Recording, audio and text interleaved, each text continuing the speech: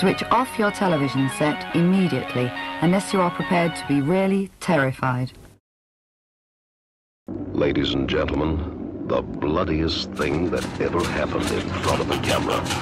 Stick a fresh rodent, some toast, some weeds, an added old owl and the young one she breeds. Mix in 7 legs of an 8-legged beast, then you're all set for a cannibal feast.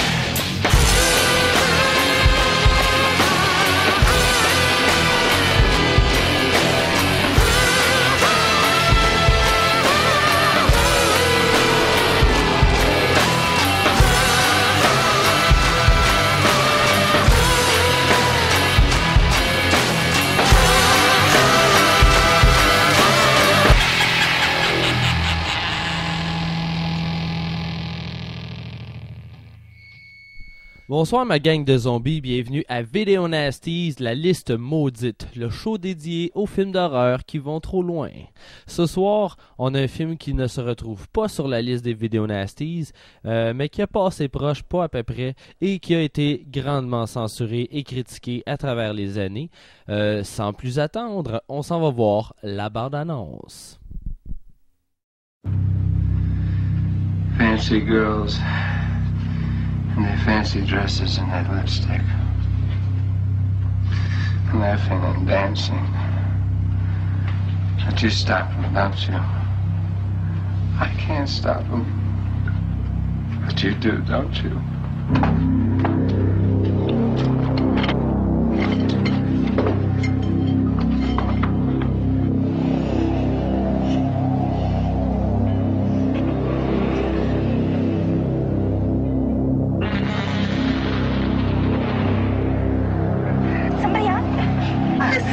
There, I see somebody over there.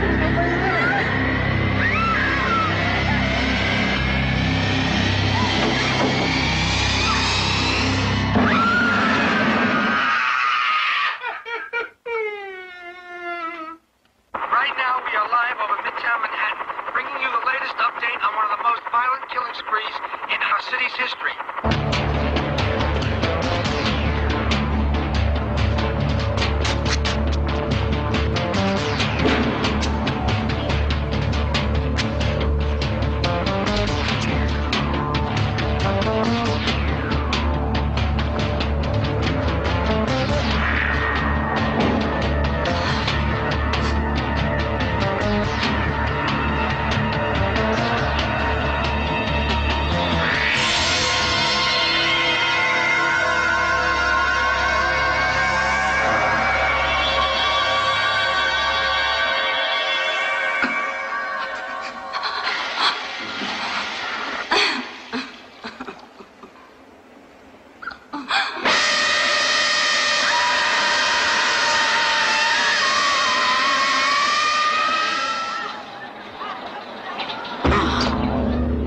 Little girl.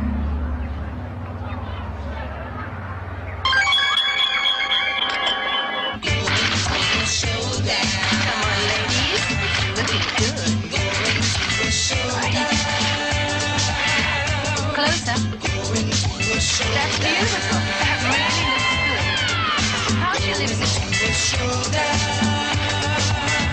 Oh, he's beautiful. Oh, I love him. Thank you. Thank you very much. By the way, this is Rita. Rita, come here. It's the girl you saw in the photograph, remember? Oh, yes. Nice to meet you. You're more beautiful in person than you are on your photograph.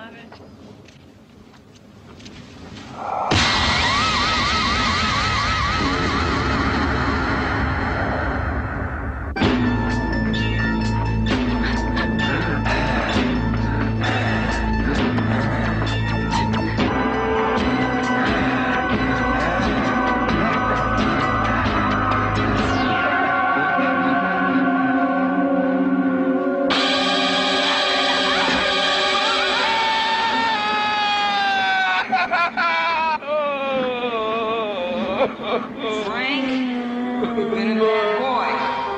Please, Mommy, please. Please don't lock me in the closet.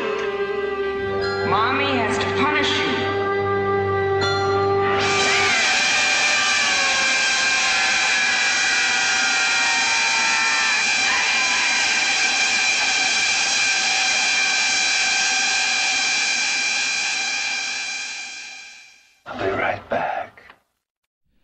Yeah! Un classique culte, Maniac, un film de 1980, un film américain réalisé par William Lustig. Ça a été scénarisé par Joe Spinell, qui joue aussi le rôle du psychopathe, et en collaboration avec C.A. Rosenberg. Les effets spéciaux sont réalisés par le célèbre Tom Savini. Les acteurs principaux du film de ce soir. Tout d'abord, on a Joe Spinell, comme je disais, dans le rôle du tueur. On l'a vu dans la trilogie des Godfather, Taxi Driver, Rocky 1, Rocky 2, Star Crash, The Ninth Configuration, le très étrange Forbidden Zone, The Last Horror Film. Au total, 61 rôles. Un acteur d'horreur qui a passé un petit peu sous le radar et pourtant qui mériterait un peu plus de reconnaissance. On a aussi Caroline Munro qu'on a vu dans L'Abominable Mr. Five ou la suite Mr. Five Rises Again. On l'a vu dans Dracula AD 1972, Golden Voyage of Sinbad, Spy Who Loved Me, Star Crash elle aussi, Last Horror Film, plus de 34 rôles à son actif. On a aussi Abigail Clayton qui a joué surtout dans des films érotiques. Elle est engagée pour sauver de l'argent. Kelly Piper, c'était son premier rôle. Ensuite, on va la revoir dans Vice Squad et Rawhead Rex. On a aussi Rita Montone qu'on a vu dans Incredible Torture Show et le très étrange The Children. Mommy! Ellen!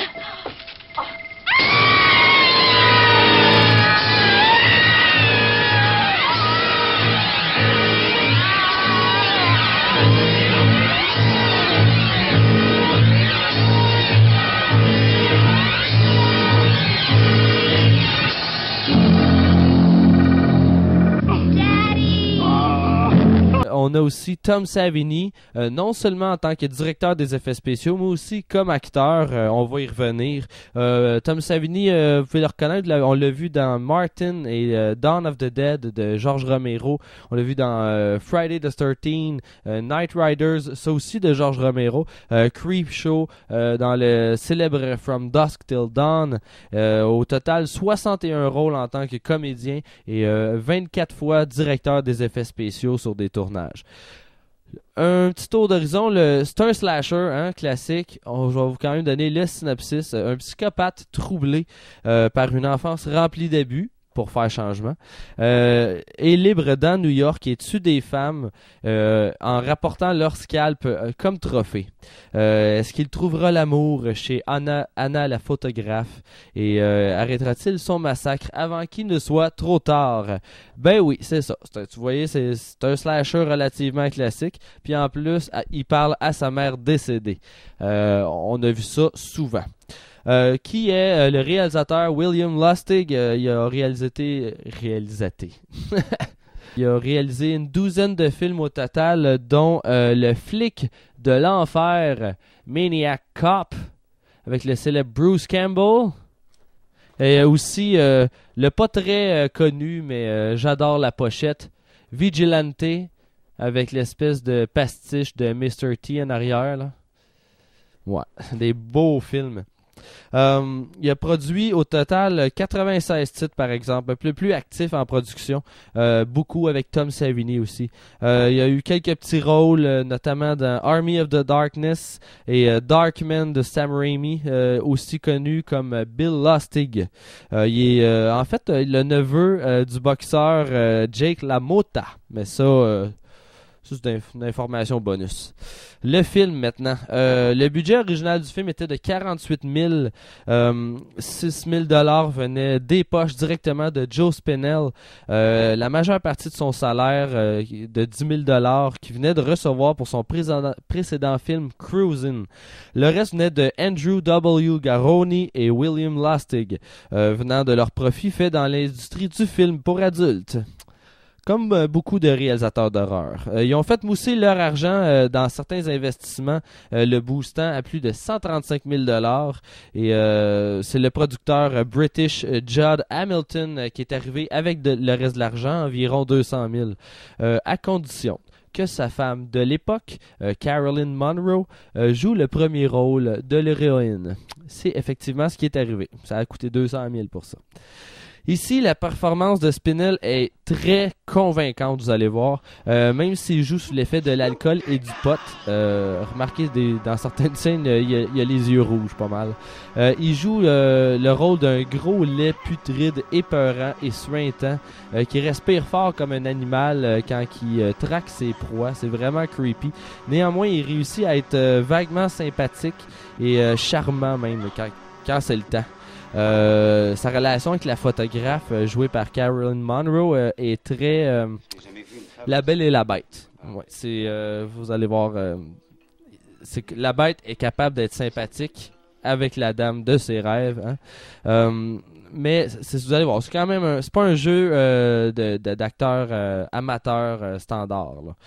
Si Maniac était plus mainstream, Joe Spinell aurait pu passer à l'histoire comme un grand acteur de l'horreur avec ce rôle-là notamment. Malheureusement, il y a que les fans d'horreur trash qui l'ont remarqué. Voyons, qu'est-ce que les gens pensent? Le film a quand même été nominé au Saturn Award par l'Académie de films de science-fiction, fantastique et d'horreur aux États-Unis pour le meilleur film de série B en 1981. Les effets spéciaux de Tom Savini. Une des scènes les plus gore, c'est certainement la scène du Disco Boy, interprétée par Tom Savini. Il se fait exploser la gueule avec un 12 pompeux. C'est bien trippant. Partiellement inspiré du tueur en série Son of Sam, de son vrai nom David Berkowitz, qui tuait ses victimes dans leur voiture stationnée à bout portant à coups de 44 Magnum.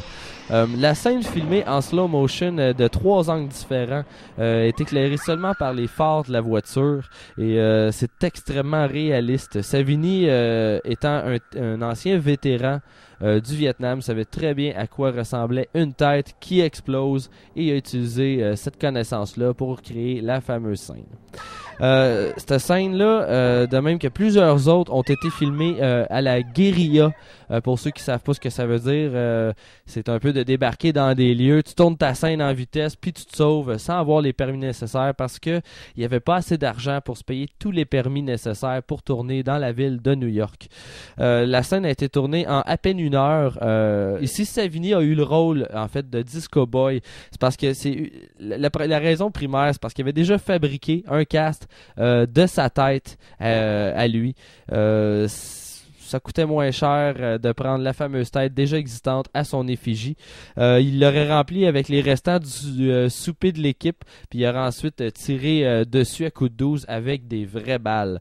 Tout de suite après la scène, ils ont lancé tous les restants du stock puis du cadavre dans le coffre d'une autre voiture qui attendait, puis ils se sont sauvés tout de suite pour pas se faire prendre finalement par la police, tournant la scène illégalement et tirant à coups de 12 sur le bord de l'autoroute à New York quand même.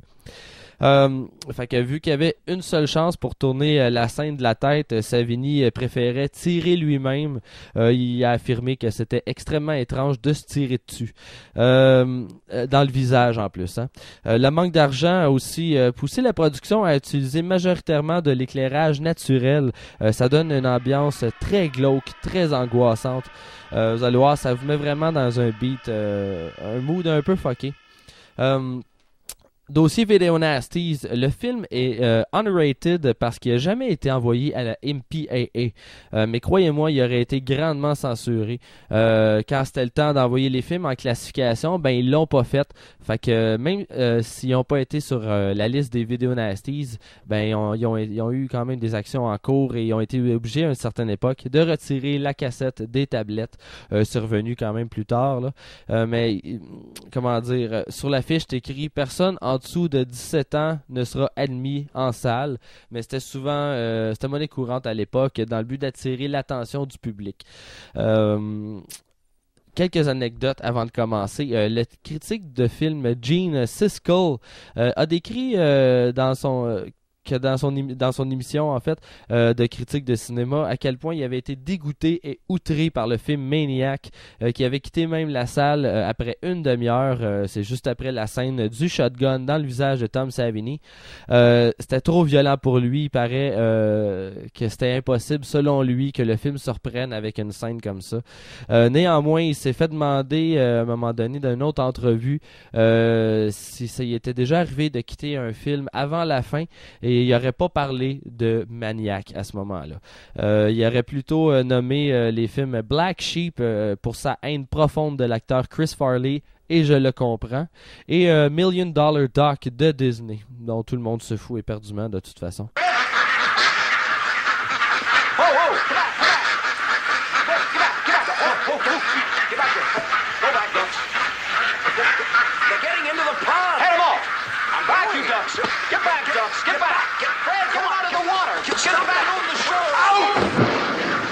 Le film avait une chanson thème originale, ça c'est bien intéressant comme info, qui a finalement pas été utilisée. C'était Maniac de Michael Sembello et Dennis Matkovsky, inspiré du film. Vous vous souvenez de la tune Maniac, là? She's a maniac, maniac on the floor. And she's dancing like she's never danced before. Mais comme la chanson a pas été utilisée, ils ont changé les paroles pour le film Flashdance. Ils ont même reçu une nomination aux Academy Awards, mais ils ont été finalement disqualifiés quand on a appris que la chanson avait été composée à la base pour un autre film, Maniac, et non spécifiquement pour Flashdance. Il y a aussi le band metal Frightmare qui ont composé une tune intitulée Frank Zito, qui est le nom du personnage psychopathe du film de ce soir. La tune s'appelle Frank Zito de Maniac, avec un sampling tiré du film sur leur album Midnight Murder Mania.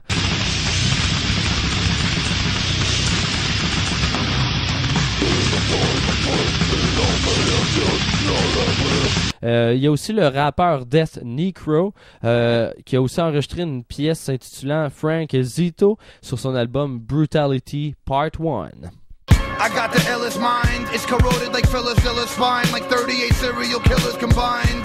It takes one individual act to stab you for kicking a pitiful rap, it's a miserable fact. You get visibly hacked into shreds and left for dead, gushing from your head with a pair of scissors attached. Il y a Daria Nicolodi qui avait été castée au début pour jouer le rôle d'Anna D'Antoni, mais était incapable de se rendre à New York pour tourner ses scènes parce qu'elle était encore en tournage dans le film Inferno de Dario Argento en Italie.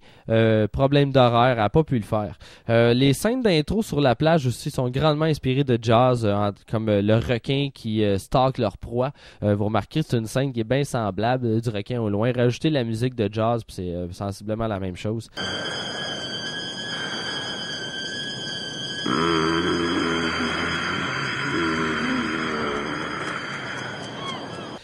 Aussi, le cadavre sans tête à la fin, c'est celui de Betsy Palmer, la mère de Jason dans Friday the 13th. Et la chute d'hélicoptère est une scène qui a été aussi recyclée du film Inferno.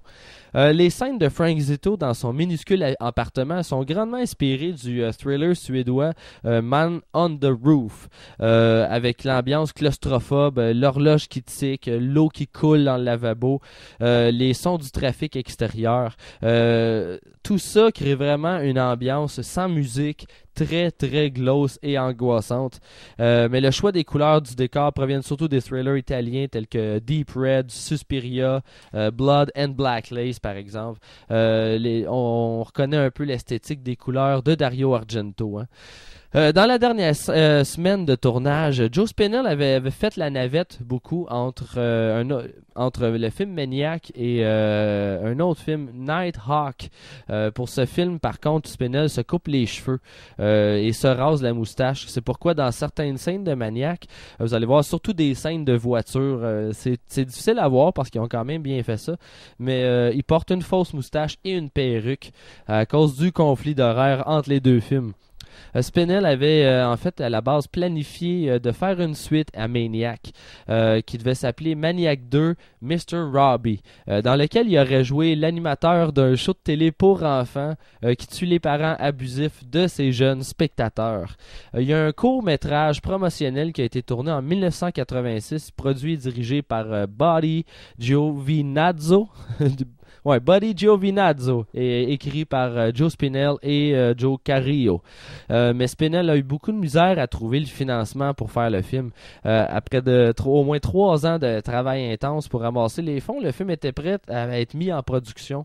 Mais on était en mars 1989.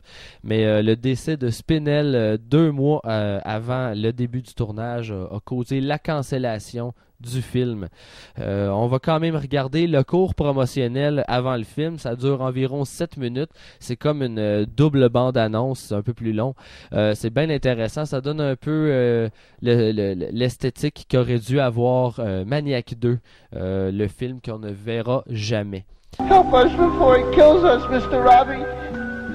Please help us. You're our last hope. I love you, Mr. Robbie. Love, Billy. Aussi, William Lustig il était présentement en post-production d'un remake de Maniac. Le tournage qui a lieu à Los Angeles s'est terminé en décembre 2011. On attend sa sortie quelque part en 2013. C'était supposé être de 2012 au départ. Ça a été repoussé un peu, c'est toujours comme ça. C'est un film qui est réalisé par Frank Calhoun. Aucune idée c'est qui. En faisant mes petites recherches, je me suis rendu compte que c'est lui qui avait pondu Piranha 3D. Et aussi Haute Tension, qui était pas si mal malgré le punch qu'on avait vu 100 fois. Par contre, Elijah Wood jouera le rôle de Frank Zito.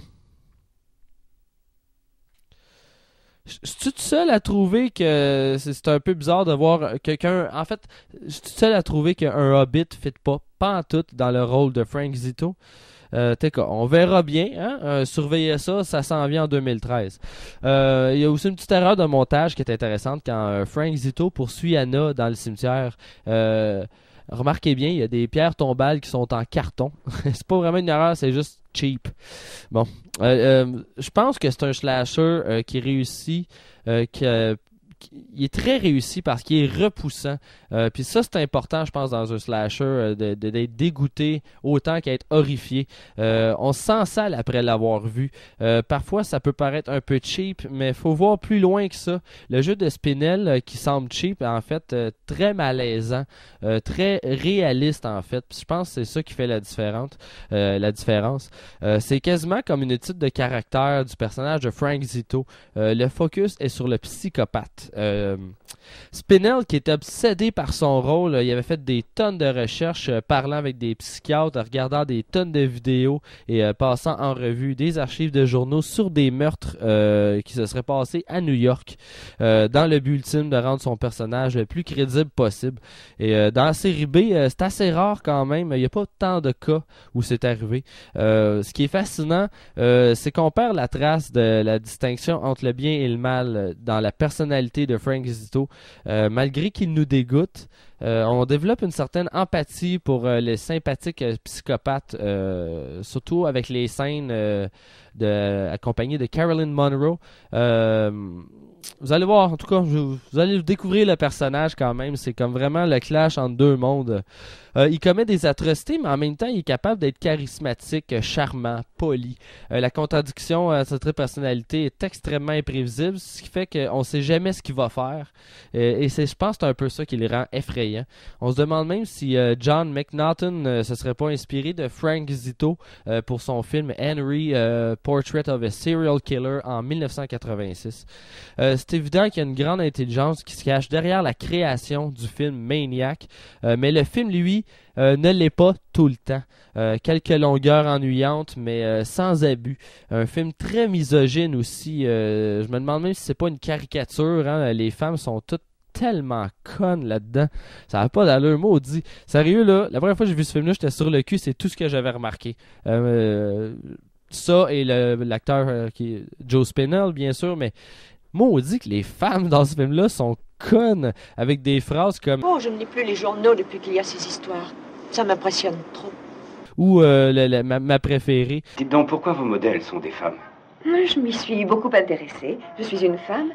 Et en fait, c'est ma 4e série. Je l'ai appelée Femme 4.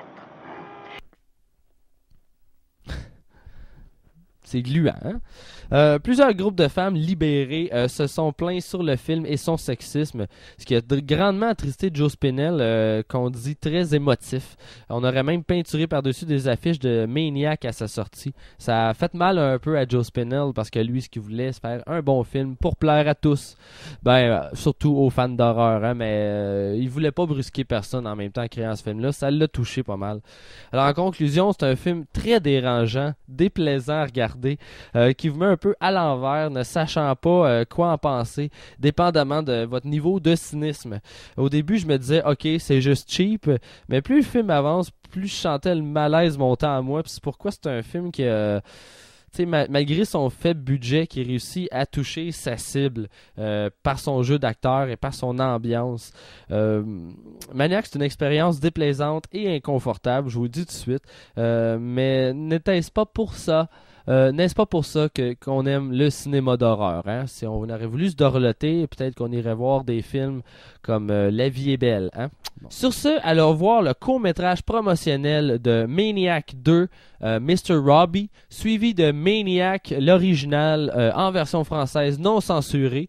Si vous voulez commenter, faire des demandes spéciales, me dire que vous aimez ça, me dire que vous aimez pas ça, vous pouvez m'écrire à predge@douteux.org ou rajoutez-moi sur votre page, rajoutez la page Facebook plutôt de Video Nasties, la liste maudite, facile à trouver. Sur ce, bon film, à la semaine prochaine. I never wanted to do a sequel to Maniac. Joe did. So I did not stand in the way of Joe going and doing a sequel. I call up Joe about 10:30 at this bar, and I just say, hello, I'm looking for a guy named Joe Spinell. Is he there? The bartender says, hold on. So Joe Spinell gets on the phone, and we just start talking. I told him how much I loved him in Maniac, and I was a fan from the other films I'd seen him pop up in. So he says, let's meet. I said, okay. He says, all right, come in tonight. I go into Manhattan, and I meet him at this bar. He's at that point just agreed to do the film, and that's when I realized that we didn't have financing, we didn't have anything. All we had was Joe Spinell. You know, Joe Spinell was a very sensitive guy, and he really, he loved people, he really loved women. And he was telling me that when Maniac came out, a lot of women's groups really hated the film. He was really hurt by that. So he pitched me the idea of this kiddie show host, this guy who runs a kiddie show. He dresses up in clown face, but he gets these letters from abused kids that are being beaten and tortured by their parents. So his idea was to have this guy, Mr. Robbie, go out and kill the abusive parents. It was perfect. My theory is that Joe wanted to be the only real actor in the film because everybody that was cast pretty much was what they were at the bar. The cook in the film is the cook at the bar. Joe would meet people on the street and cast them. And then I'd get these actresses coming up to me and saying, well, I'm the new co-star. I met Joe last night at this bar and he told me I'm in the film. And I would have to go and explain to Joe, we only have 5 characters in this film right now. Joe really loved the reel, and I felt really great about that. And I needed that at that point in my career. I was just starting out. So to have his support, I just remember him sitting in the editing room, and he just loved it. He was like as happy as I could see him be. Now, boys and girls, it's home viewer time. Mr. Robbie will read your letters and postcards and solve all your problems. Isn't that great, kids? No more problems. Our first letter comes from little Sue Parker from Dubuque, Iowa. She writes, Dear Mr. Robbie, please help me. My mommy spanks me every day for no reason. She says I'm a brat, but she's a stinking liar. I told her so and she spanked me again. Please tell her to keep her grubby hands to herself, Mr. Robbie, because if she spanks me again, I'll kill her.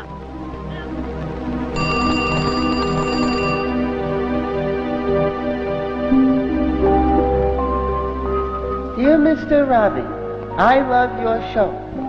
I watch it every day when I get home from school. But my father beats me for watching TV. He says I have no respect. Please help me, Mr. Robbie. Hello, Richard? Yeah. No, I'm alright. I just have a little cold. That's all.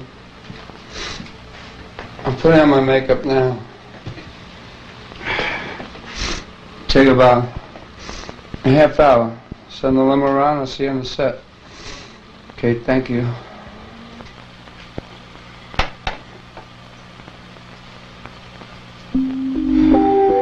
Last night, when he came home from work, he beat up my mother. And he knocked her out. Then he punched me, and he put my hand in a pot of boiling water. I screamed for him to stop, but he just laughed. And then later, when the policeman came, they said it was probably our fault that he did it. Help us before he kills us, Mr. Robbie. Please help us. You're our last hope. I love you, Mr. Robbie. Love, Billy. Robbie, get over here! Don't you ever do that again, Robbie! Don't you ever do that, Robbie!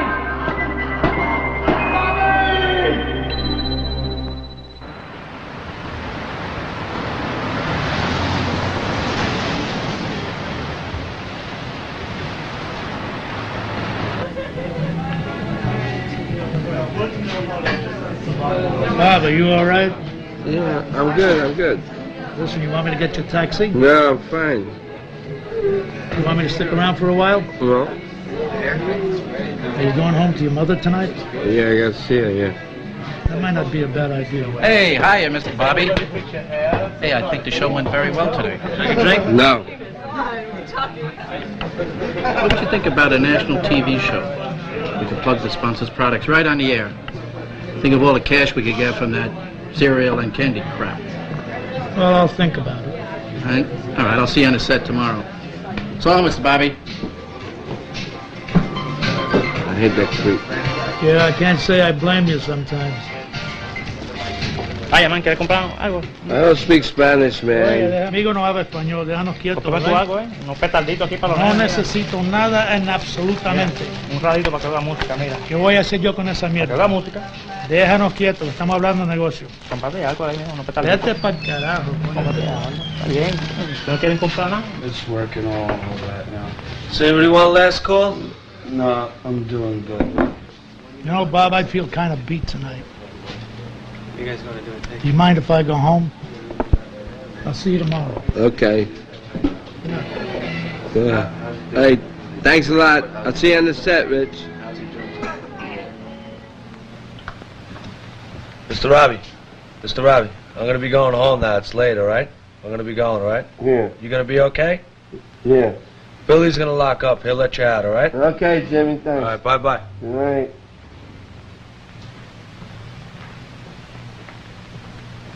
Hey, Mr. Robbie. Yeah.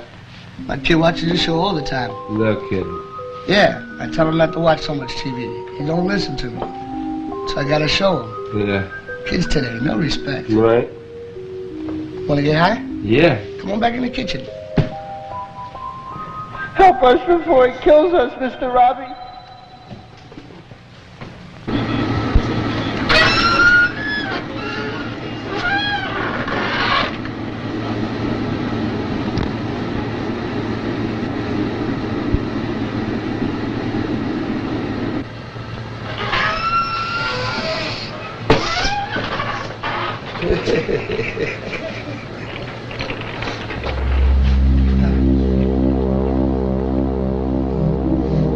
Oh, boy.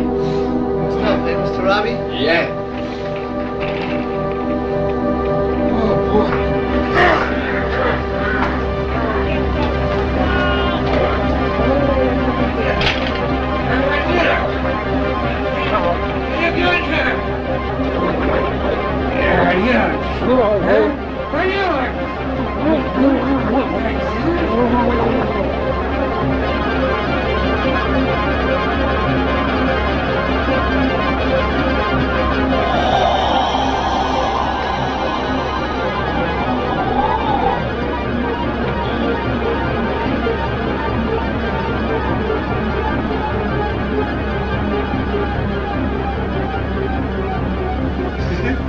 You like it?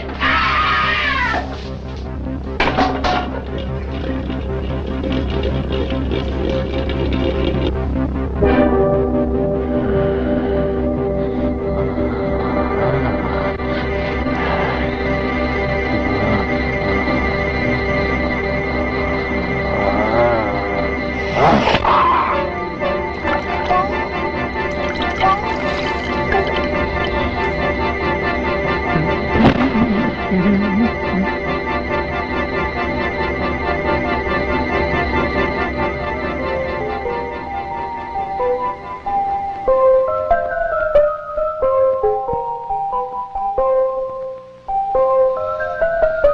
can't stand the heat, get out of the kitchen, Cookie.